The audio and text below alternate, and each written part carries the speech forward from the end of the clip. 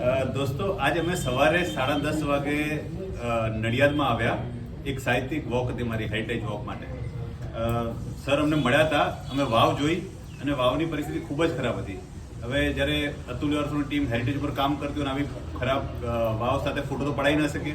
પછી અમારી ટીમે સૌએ નક્કી કર્યું, અમે 200, 500 રૂપિયા ઉઘરાઈ 3000 રૂપિયા ટોટલ ખર્ચો થયો અને વાવનો જે એન્ટ્રી પ્રવેશ દ્વાર છે ને આજુબાજુનો બધો ભાગ ખૂબ સરસ ક્લીન થઈ ગયો.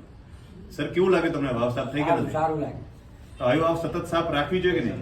અને કોને રાખવી જોઈએ? અમદાવાદ થી આવેલી ટીમે કે પછી નગરપાલિકા તો રાખે, એના અધિકારી બદલાતા રહે. નહીં, એના અધિકારી બદલાતા રહે, પણ એને આપણે લાઇટ ના આવતા કેમ ફોન કર્યો લાઇટ નહીં આવતું, પાણી નહીં આવતું? તો વાવ સાફ કરવા માટે આપણે કોઈ અરજી કરવી પડશે, સતત આપણે પ્રયાસ કરવા પડશે.